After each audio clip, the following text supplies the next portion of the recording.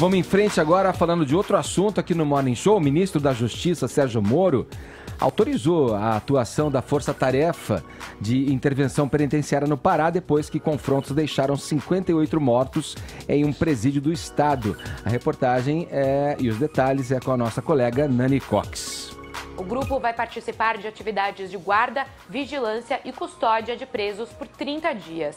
Os detentos que participaram do confronto no Centro de Recuperação Regional de Altamira deixaram a cidade na terça-feira. O governo determinou a transferência de 46 presos com o objetivo de tirar do mesmo ambiente integrantes de grupos rivais. De acordo com o governador Helder Barbalho, os presos foram levados para Belém antes de serem encaminhados aos presídios.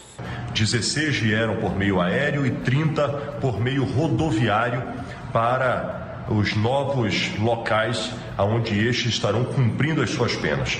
8 irão para Presídio Federal, outros 8 para isolamento e os outros 30 estarão em outras casas penais. O governador Helder Barbalho também informou que o governo vai destravar as obras de 5 novos presídios que devem abrir mais de 2.000 vagas até o final do ano. Além dessas medidas, o governo do Pará dará posse a 485 agentes penitenciários no próximo sábado. A nomeação faz parte das ações para melhorar a gestão e segurança nos presídios do estado, determinadas pelo Executivo. Ao ser perguntado sobre reforçar a segurança na unidade prisional depois do confronto, o presidente Jair Bolsonaro disse para perguntar às vítimas dos que morreram. Presídio no Pará! Presídio, o presídio no Pará, presidente! Vai reforçar? Pergunta, o presidente do Pará pergunta para as vítimas que morreram lá, o que eles acham? Depois que ele responder, eu respondo vocês. O confronto foi resultado de disputas de território dentro da unidade prisional. Perto das 5 horas da manhã desta segunda-feira, líderes do Comando Classe A colocaram fogo em uma cela de integrantes do Comando Vermelho. Segundo a Superintendência do Sistema Penitenciário do Pará, a unidade tem estrutura de alvenaria e, por isso, as chamas se alastraram rapidamente. Os presos que iniciaram a briga não fizeram uso de arma de fogo, apenas facas improvisadas. Pelo menos 10 corpos já foram reconhecidos por familiares e liberados pelo Instituto Médico Legal de Altamira. Este já é o maior massacre em prisões do ano de 2019 e o segundo maior da história, atrás somente do Carandiru. Bom, vamos comentar aí essa notícia, né? Em primeiro lugar, parabenizar aí a pronta resposta do ministro Moro, né, no envio dessa força-tarefa de intervenção penitenciária.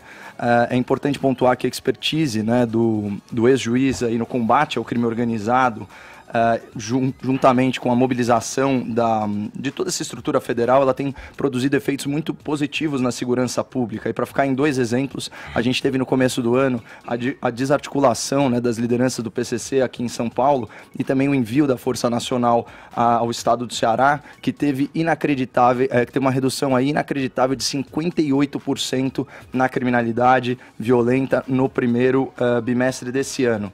Certo? Agora, eu acho que a grande polêmica aqui está em torno da fala do presidente, né? Quando ele é perguntado sobre Altamira, ele diz o seguinte, abre aspas, pergunta para as vítimas dos que morreram lá o que eles acham, depois eu respondo.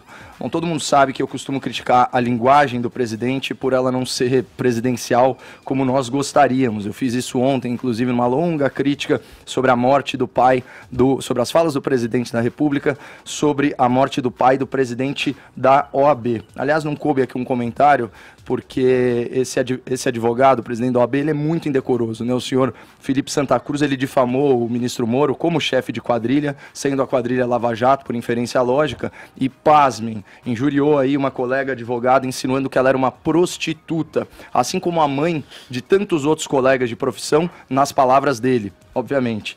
Então, eu acho fundamental nós alertarmos aí todas as feministas em defesa dessa vítima, né, do sexismo machista do presidente da Ordem dos Advogados do Brasil, que se propõe aí a tutelar minorias e demografias supostamente oprimidas. Bom, voltando aqui para a pauta, nesse caso da fala do presidente, a minha crítica à linguagem vai ser excepcionalmente positiva. Por quê? Não há uma ofensa objetiva na fala do presidente e ela é reflexo de uma mudança fundamental no Brasil, que é o quê? A visão da vítima como protagonista na política penal, na criminologia.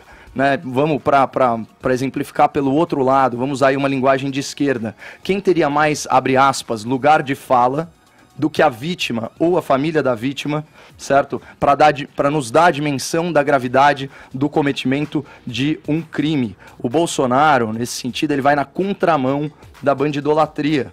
Eu não sei se vocês repararam no nome do complexo penitenciário, vocês viram isso? Se chama Centro de Recuperação Regional. Recuperação. Então, esses criminosos decapitaram seus pares. O foco do sistema penal, o foco do sistema penitenciário brasileiro é o relaxamento de prisão, o abrandamento de pena e, finalmente, a ressocialização, colocando em segundo plano as outras funções da pena, a prevenção pelo afastamento do criminoso, a punição pelo ato ilícito cometido e, finalmente, a retribuição, certo? A satisfação que você dá à sociedade de bem. E é óbvio, aqui a gente não vai jamais ignorar a responsabilidade do Estado na custódia dos seus detentos. Não se trata de fazer isso. Só que também é impossível ignorar a responsabilidade do Estado na segurança pública, especialmente quando esse Estado promoveu o desarmamento da sua população, impedindo o exercício do direito à legítima defesa. Então, como que o Estado se furta da obrigação, por exemplo, de indenizar as vítimas desses assassinos encarcerados? É aquela velha teoria do caso fortuito, Então, algo completamente fora da normalidade, que escapa à habilidade estatal de coibir esse ato. Só que numa guerra entre facções, em que a gente fala em termos de toda sorte de barbáries, incluindo decapitação, será que isso é a normalidade? Ou seja, será que faz sentido e é justo, às expensas do povo honesto, trabalhador, pagador de impostos, nós indenizarmos as famílias desses mortos? Então eu acho legítimo sim perguntar às vítimas dos bandidos assassinados, até porque elas certamente não foram ressarcidas por absolutamente nada, não recebem nenhum tipo de auxílio assistencialista do governo, como é o caso do auxílio reclusão, não recebem vale transporte, como é o caso de familiares dos presos que podem receber vale transporte para ir visitar os encarcerados, os apenados, Vamos perguntar para as vítimas o que elas acham. Eu acho interessante isso, dar um pouquinho de protagonismo para quem sofre na pele e quem custeia todo esse aparato. Vamos lá, o Trindade está aí na linha com a gente de Brasília, vamos falar com o Zé Maria Trindade, esse certamente é um assunto que repercute aí, Zé. Massacres são recorrentes, O Estado é o tutor, o Estado tutela o preso está lá sob custódia. Tem toda essa discussão em torno de se o presídio vai ficar na mão do Estado ou se os presídios vão ser privatizados. O que é certo é que os que estão lá, os criminosos que estão lá, eles não vivem num ambiente com condição de se recuperar de nada, de serem recolocados na sociedade, porque ali é um antro de crime. Tem coisas que acontecem que devem ser corrigidas no âmbito do sistema prisional brasileiro, que são básicas. Como é que se entra com o celular? Como é que um preso tem acesso a uma comunicação de dentro do presídio? Isso por enquanto esse trâmite não acontece, da privatização aí, se isso vai realmente acontecer, é dever do Estado, sim. Como é que isso repercutiu aí em Brasília, Zé? Como é que você, andando pelos corredores aí, passa pra gente aí o clima a partir dessa tragédia, uma tragédia que acontece onde já quase 60 pessoas mortas, entre elas presos decapitados aí. Bom dia, Zé.